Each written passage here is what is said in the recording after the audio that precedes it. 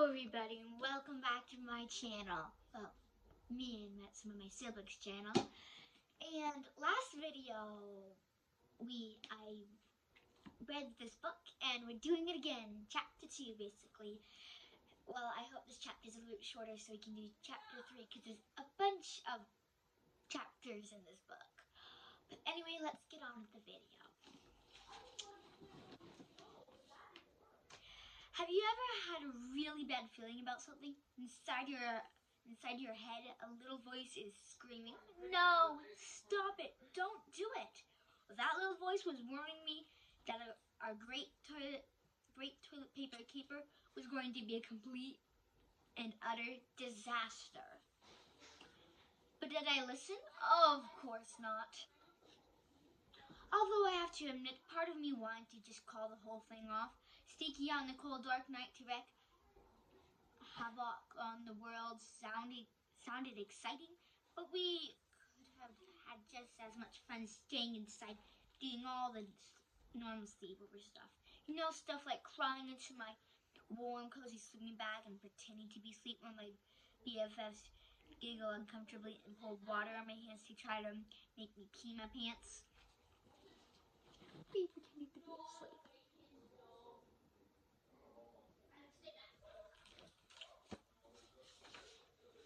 Stealing Chloe's overnight bag and raiding Zoe's underwear drawer while they're both busy brushing their teeth.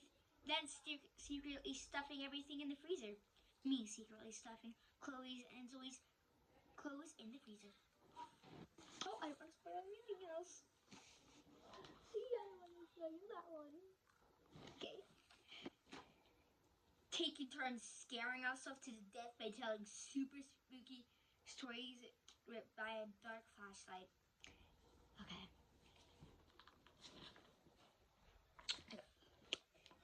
Then the ghost floated across the room, warning Zoe, Nikki.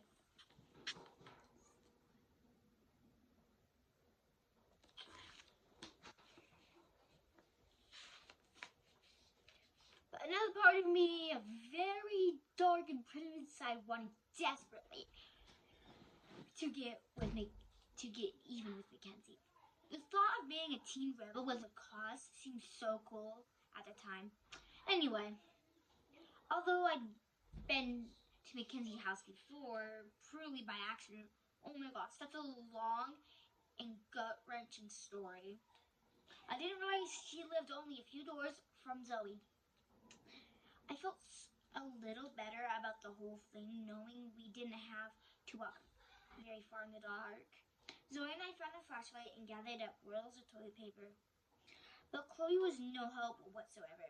She just sat in front of the mirror humming "Girls Just Want to Have Fun" while making a face to look like a bunny. Aren't these fuzzy bunny ears too cute? Now I'm ready to go.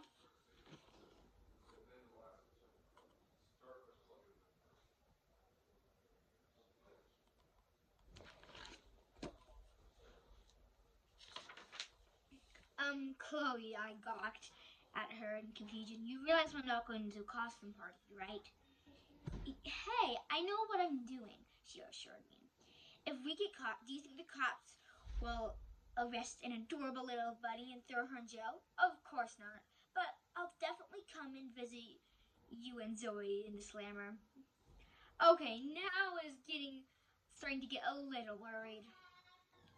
As we trekked through the snow to Mackenzie's house, it was pitch dark and eerily quiet. All we could hear was crunching of the snow underfoot in our heavy breathing. I had to resist the urge to turn around and run screaming back to the warm and safe sleeping bag. Finally, we reached Mackenzie's house, and it was just like I had remembered. Ginormous. Suddenly, my stomach felt super queasy. Only I didn't know if it was all the junk food I'd eaten earlier that night, or the fact that I was very close to finally greeting me with some of my favorite rap artists who are doing time in prison. As a fellow inmate, yikes. Come on, let's get this done before somebody sees us, I shouted. Zoe took 6 rolls of toilet paper out of her backpack and tossed them to Chloe and me. Chloe and Zoe ran toward a huge tree on the left, and I ran toward one on the right. Then we frequently tossed the toilet paper over the branches until the two trees looked like towering 20-foot mummies. Oh my gosh, it was such a rush. Oh, this is a fun one.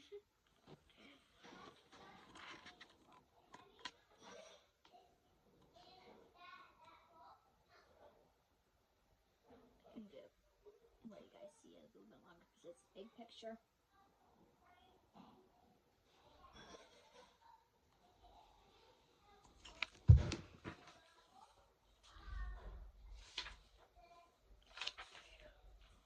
It was the most fun we've had together since yesterday.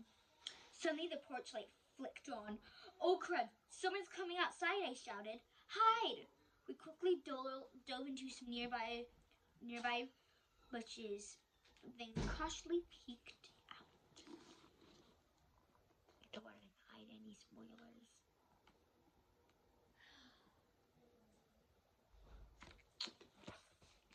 The front door opened, and we saw a figure walk down the sidewalk.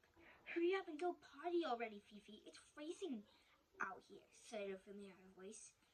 It was Mackenzie. Oh crud, I'm going to have to finish writing this diary entry later. I'm trying to vent about some very personal and private stuff, and my mom just barged into my bedroom without even knocking. She said that for family sharing time, we're all going with Brianna to see the latest Princess Sugar Plum movie. And then we're having dinner at Queasy Cheesy. Ugh, splat. That was me barfing. I don't know which I hate more, Princess Sugar Plum movies or Queasy Cheesy.